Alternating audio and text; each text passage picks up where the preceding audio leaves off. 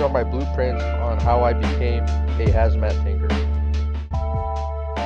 Step 1. Get your DOT physical done. You want to get this done first to make sure you don't have any underlying conditions.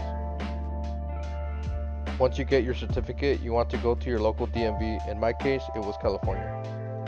When you get attended, tell them you would like to get your Class A and mention you already have your physical done. At this point, they'll ask you which endorsements do you need. You will need general knowledge, combination vehicles, and air brakes. They'll also ask you if you want to do interstate or intrastate. Tell them interstate means you could cross state lines. At this point, you're ready to study. Go ahead and download the app called CDL Prep. Again, you need to study general knowledge, combination vehicles, and air brakes. I went ahead and did one at a time, that way I wouldn't be overwhelmed with information. Once you think you're ready, go back to the DMV and go ahead and start taking those tests. Once you pass all 3 tests, congratulations, you now have your Class A permit. At this point, you have 2 options. Option A, you go through a mega carrier like I did. These are my blueprints, so this is what I did. I applied at Net Transportation. They called me within the next day.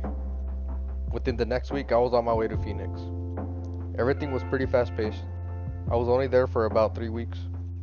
After those 3 weeks, I came back to my home state and got my Class A. Option B, you can go ahead and go to your local trucking school, but that's gonna have to come out of your pocket.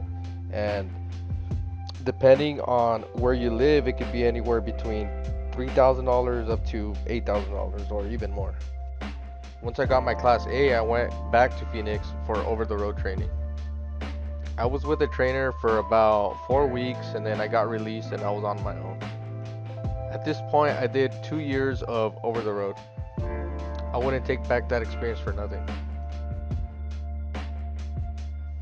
Most tanker companies require at least 1 to 2 years minimum of driving experience. They want to focus on teaching you how to drop the fuel, not teaching you how to drive a truck. Also for insurance purposes. For the most part, in California, as far as I'm aware, you need to be a minimum of 25 years of age. Alright, congratulations, you now have 1 to 2 years of driving experience. Alright, you're almost there to becoming a tanker driver. Now it's time to hop back on that CDL Prep app and go ahead and start studying for hazmat endorsement and tankers endorsement. In addition, you need to complete a hazmat theory course. Once you think you are ready, go ahead and head back to the DMV and take those tests. And for the final step, you need to head to a TSA office.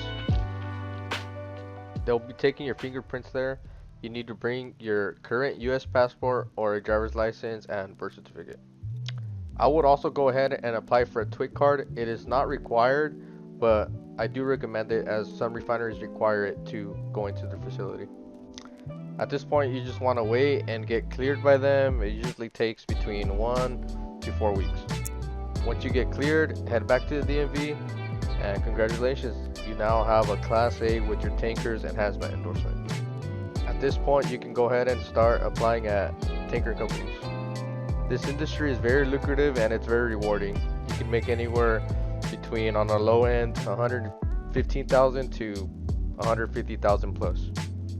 I can only speak for California as I've only been a tanker driver in California. I also forgot to mention, if you do any sorts of drugs and you want to take this serious, go ahead and stop now because most companies do a hair follicle test. If you guys have any questions, go ahead and send me a private message and I'll be more than happy to answer your questions.